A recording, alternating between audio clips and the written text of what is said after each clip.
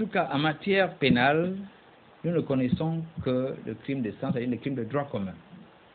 Alors, dans les crimes de sang, il s'agit de la suppression de la vie d'un individu, ce qu'on appelle l'homicide volontaire, prévu aux articles 230 et 233 du Code pénal gabonais.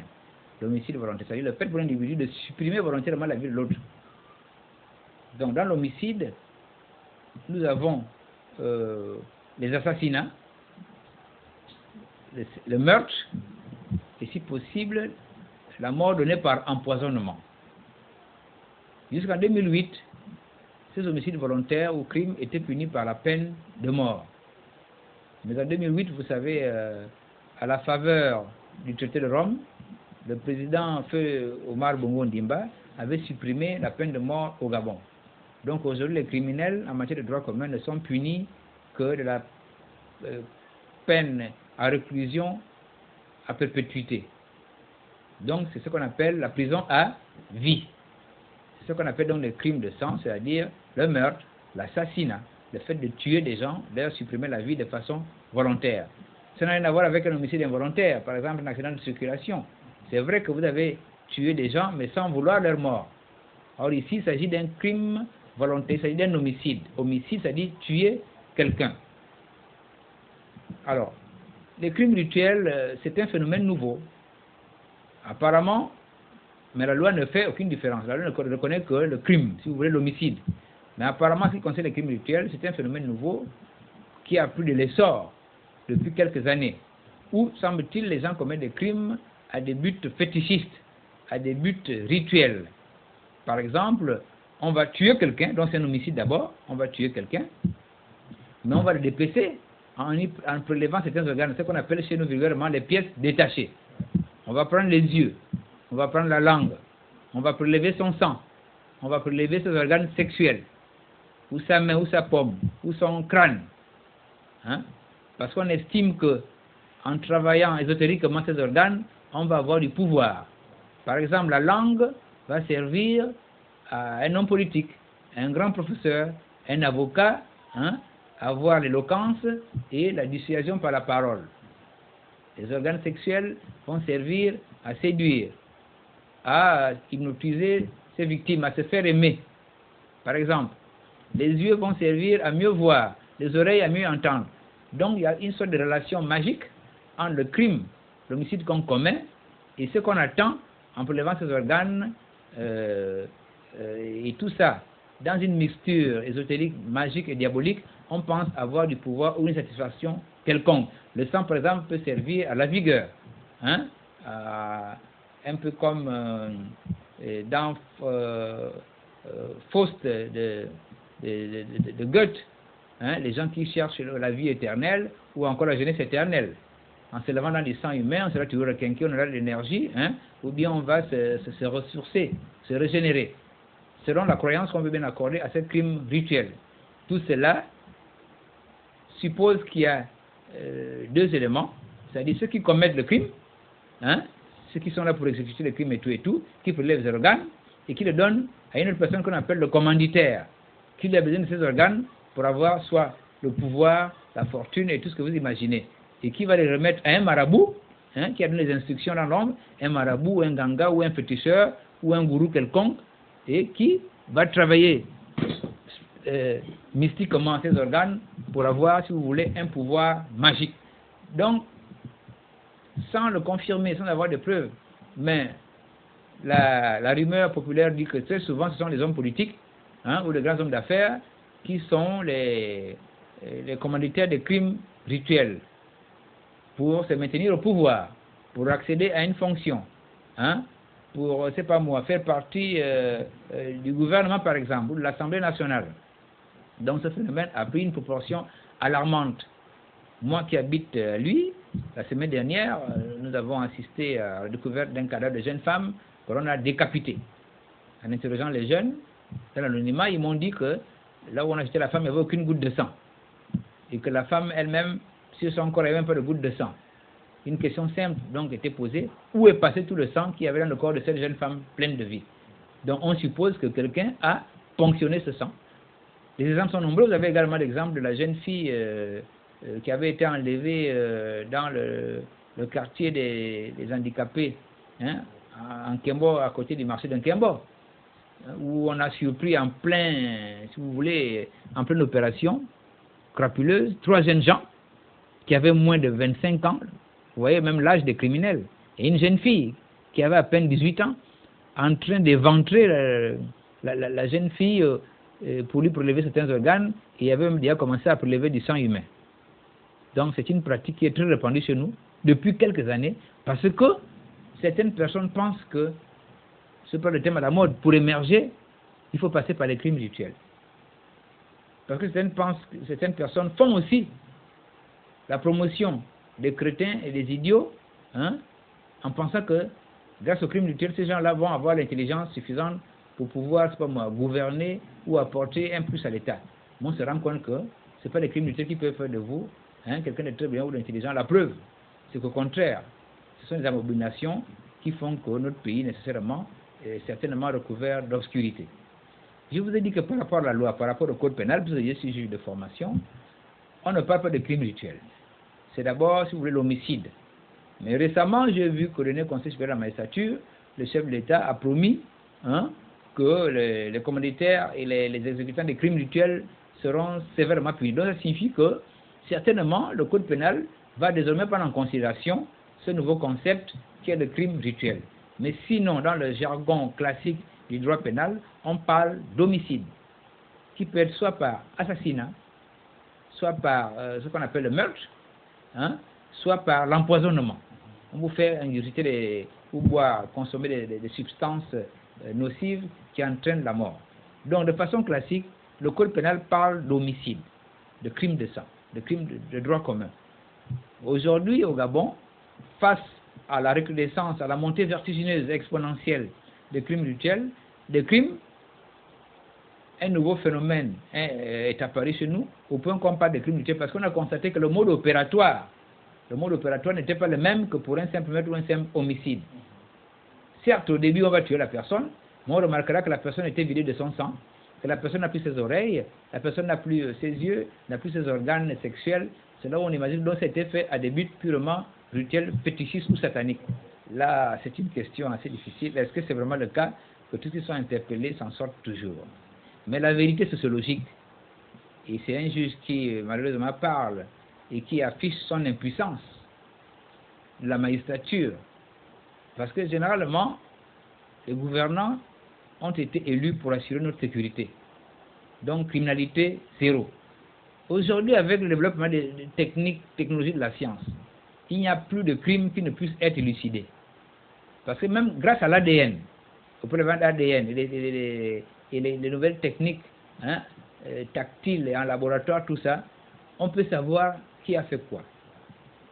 Quelqu'un a été tué, si c'est débattu et qu'on retrouve un bout de cheveux dans ses ongles, ou un bout de tissu humain, même une goutte de sang, ou encore une goutte de sperme, on peut savoir qui l'a tué. Donc le gouvernement a assez de moyens pour permettre que tous les crimes soient normalement élucidés. Mais l'impuissance actuelle ou l'incapacité actuelle des gouvernants de faire en sorte que tous les crimes soient élucidés pousse à réfléchir. Et on se pose l'interrogation, qu'est-ce que tous ces criminels ne sont pas impunis parce que les commanditaires se tapissent sous, si vous voulez, la couverture des gouvernants. Et nous avons souvent vu que beaucoup des hommes politiques ont été souvent cités dans les crimes crapuleux. Parce que je vous ai dit tout à l'heure que ceux qui commettent les crimes rituels estiment que par ces crimes et les rites qui vont suivre, ils vont avoir du pouvoir, de la promotion, de hautes fonctions, de l'argent, ou bien être appréciés des gouvernants. C'est pour ça qu'ils commettent ce genre de crimes. Une des manières de faire disparaître les crimes rituels, c'est faire en sorte que justement la promotion, les hautes fonctions et le mérite soient uniquement le fait du travail, de la compétence et, si vous voulez, de l'intelligence.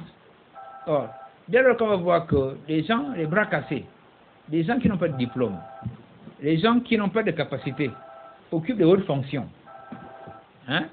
parce qu'ils ont commis certaines abominations, les gens vont continuer à pratiquer les crimes rituels. Vous voyez bien que l'Occident n'a pas été conçu sur la base des crimes rituels. On ne devait pas président de la République ou ministre ou sénateur en Occident parce qu'on a commis des crimes rituels. Mais c'est par son discours, par son programme, son intelligence, son expérience. Si on impose cette règle au Gabon, les crimes rituels vont disparaître d'eux-mêmes parce qu'on ne fera que la promotion de ceux qui sont brillants, ceux qui sont travailleurs, qui ont l'expérience ou qui ont des diplômes. Mais dès lors qu'on voit qu'au sommet parfois de l'administration ou bien au sommet de l'État, il y a des gens qui sont à peu près analphabètes, des gens qui ont des formations claudicantes, qui ne méritent pas d'être là, mais dont la réussite est due à ces pratiques qu'on vient de citer, les gens vont continuer à croire que c'est le sésame. Et depuis un moment, beaucoup de gens pensent que pour émerger, pour réussir, il faut passer par ces pratiques rétrogrades d'un autre âge. Et donc on a vu que ça n'apporte jamais rien. Ce n'est pas avec les crimes rituels que les Américains ont construit les États-Unis, ce n'est pas avec les crimes rituels que les Chinois sont actuellement des impuissances économiques mondiales, ce n'est pas avec les crimes rituels qu'on a construit Dubaï, ce n'est pas avec les crimes rituels qu'on a un grand homme politique, ou bien qu'on obtient un prix Nobel. Alors, ce qui est choquant pour la population, c'est que justement, beaucoup de criminels sont parfois arrêtés et on les voit le lendemain dehors, parce qu'ils bénéficient des appuis dans les hauts appareils étatiques. Et c'est scandaleux et honteux pour ceux qui sont censés nous diriger et qui sont censés nous protéger. Parce que le premier rôle, la première obligation des gouvernants, c'est protéger les citoyens, quels qu'ils soient. Que ce soit un Makaya pour parler simplement chez nous au Gabon, ou que ce soit une autre personnalité, tout le monde a le droit d'être protégé. Mais quelle est cette nation, mon Dieu, qui tue ses propres enfants? Quelqu'un disait tout à l'heure que nous sommes au Gabon à Sodome et Gomorrhe. Non, Sodome et Gomorrhe, c'est gentil. Nous avons dépassé Sodome et Gomorrhe. Parce que Sodome et Gomorrhe, c'était juste la libation. On faisait les fêtes, c'était les orgies. Ça se limitait au plan sexuel, au plan alcoolique. Mais nous, en plus des orgies, nous tuons, nous buvons le sang humain, nous tuons nos enfants, nous tuons notre avenir.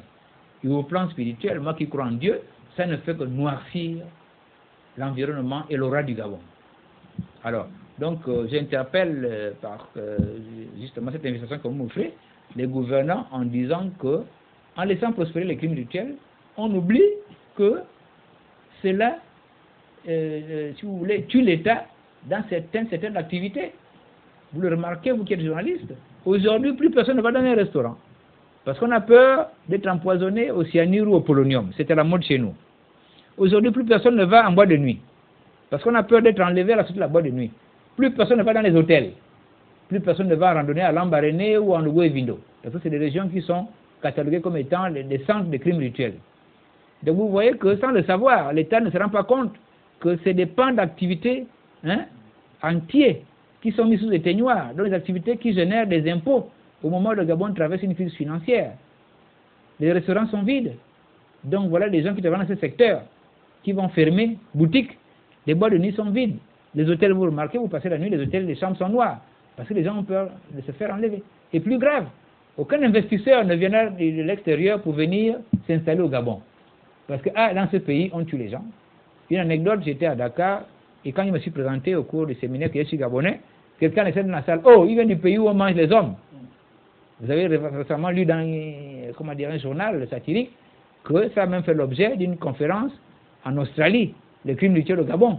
Donc vous voyez ce qu'on a aujourd'hui comme carte de visite. Le Gabon est le pays des crimes rituels, le pays de l'insécurité. Et dans ces circonstances, personne ne viendra investir au Gabon pour aider le chef de l'État à traduire en acte son programme Gabon vert, Gabon industriel et Gabon des services. La loi gabonaise à la faveur de l'abolition de la peine de mort en 2008, comme je vous ai dit, prévoit aujourd'hui, si vous disiez, la réclusion criminelle à perpétuité. Donc quand vous êtes coupable de crimes rituels, normalement vous êtes condamné à mort. Et récemment vous avez suivi le chef de l'État dans le discours du Conseil supérieur de la magistrature qui disait qu'il y aurait un traitement particulier au plan répressif pour les auteurs de crimes rituels et leurs commanditaires. Mais je ne veux pas le dire. Au Gabon, toutes les lois existent et sont faites de fort belles manières. Moi-même, depuis longtemps, depuis 1995, je suis conseiller juridique quelque part. Donc, c'est de quoi il s'agit en matière de textes. Mais maintenant, il faut appliquer ces textes. Les textes doivent avoir des mailles suffisamment petites pour attraper tout le monde. Pas seulement les petits citoyens de Makongonio, ou de Mimbamintan, ou d'Achibenchos. Mais aussi, le grotto, comme on dit dans notre jargon, le ministre, le député, le sénateur, ou le directeur général d'une grande entreprise qui est coupable de crimes rituels. Donc, les lois existent, c'est bien, mais il faut les appliquer. Le président Bongo, au plan pénal, a fait un cadeau à la République gabonaise en abolissant la peine de mort, considérée selon le traité de Rome lui-même comme étant une abomination rétrograde des siècles derniers, parce qu'on estime qu'une nation civilisée n'envoie pas ses citoyens à l'échafaud, fussent-ils des criminels, parce que les nouvelles sciences criminelles considèrent le criminel comme étant un malade qu'il faut soigner, dans un milieu sécurisé. On parle de sûreté, des mesures doivent être prises. Donc le criminel est un malade mental. D'ailleurs, moi qui suis juge depuis plus de 25 ans, lorsque j'étais juge d'instruction, dans chaque dossier criminel, on ouvre toujours, si vous voulez, une expertise psychiatrique pour savoir si la personne a agi de façon volontaire en son âme et conscience ou elle n'est pas déséquilibrée. Mais grosso modo, on considère le criminel comme un malade mental. Donc c'est bien beau d'avoir aboli la peine de mort. Mais qu'est-ce que l'État a prévu comme nouvelle politique criminelle depuis 2008? Pour le moment, rien n'a été fait. Or, il fallait maintenant, dans une perspective de sécurisation des populations, prévoir toute une batterie de textes et d'institutions qui viennent aider à faire diminuer la criminalité. Parce que la vérité, c'est qu'aussi les pays qui pratiquent la peine de mort sont les pays où il y a une plus forte criminalité. Donc ce n'est pas parce que vous allez systématiquement punir les criminels par la peine de mort que nécessairement la criminalité va baisser. Regardez les États-Unis. Vous voyez, certains États pratiquent la peine de mort comme le Texas. Mais pour les chiffres sont alarmants. Donc, les législateur moderne a compris qu'il faut abolir la peine de mort parce que c'est conforme à la nouvelle politique de la Cour pénale internationale, parce que c'est conforme à la nouvelle politique de droits de l'homme qui est plus humanisante. Les nations civilisées ne tuent pas leurs citoyens même s'ils sont criminels. Mais en plus, il fallait maintenant assortir cette abolition de la peine de mort au Gabon depuis 2008 par une batterie de textes visant la protection des citoyens. Or, jusque-là, rien n'a été fait. Ce qui fait dire aux gens que, peut-être, comme j'ai suivi hier un pasteur en Union qui disait qu'il est pour la peine de mort. C'est certainement face à la recrudescence des crimes et surtout à l'impunité dont jugent les criminels. C'est tous les criminels rituels dont vous parlez. On les voit avec les personnalités se pavaner, on croit qu'il est en prison alors qu'on l'a sorti nuitamment, il a voyagé. Oui. Donc beaucoup commencent à avoir des relents revanchards, demander que la peine de mort revienne. Parce qu'effectivement, la criminalité a augmenté parce que ceux qui commettent des crimes se disent bon, je ne serai plus exécuté. Ou bien il va faire 2 mois et puis il sort. Mais qu'est-ce que la loi a prévu pour protéger les victimes? Apparemment pas grand-chose. Et c'est peut-être une raison pour laquelle la criminalité monte de façon, si vous voulez, ascendante, vertigineuse chez nous.